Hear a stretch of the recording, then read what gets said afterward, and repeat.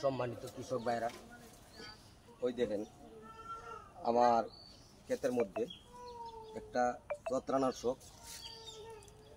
একটা দুষাইছে। এই দেখেন পাতা লাল হইতেছে গা। আর এইভাবে গাছটা আমার অতিরিক্ত নিষাক্ত হয়ে গেছে।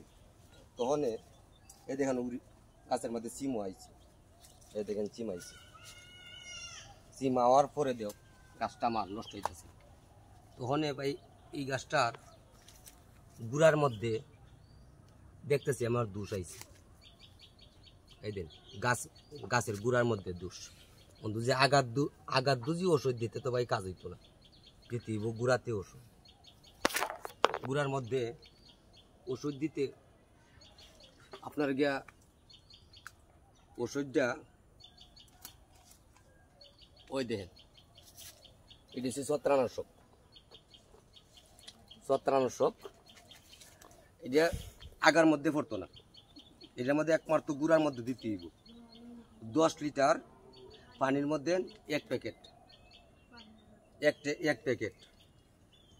প্যাকেট দেওয়ার পরে আল্লাহ রহমত আজকে দিবেন, 3 দিন বাদে আপনার গাছ সুস্থ হয়ে যাব। এটা এই ওষুধটা আমার দেওয়া আর দিতে আছি, কাজও করতেছে। 100 মাদিন 100 কাজ করতেছে। আপনারাও দেন, দেখবেন না এই ওষুধটা দেওয়ার পরে দেয়া আপনারা অবশ্যই ফলাফল পাইবেন। আর ভাই সিমগুলা যে গাছ আছে ভাই, সব গাছেই আল্লাহ রহমত ভালোই আছে, খারাপ না।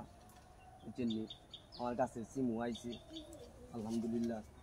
কিন্তু যে ছত্রাকনাশক অতি বৃষ্টির কারণে গাছ নষ্ট হইতেছে, ফুল নষ্ট হয়েছে, ফুল ঝরতেছে। যাক, ফুল জ্বললেও অসুবিধা নাই, ফুল জ্বললে ফুল আসবে। এক ফুল জ্বললে আর এক ফুল অবশ্যই আসবে, কোনো চিন্তা করবেন না। নিয়ম মতনে ওষুধ দিবেন, হাল ছাড়বেন না।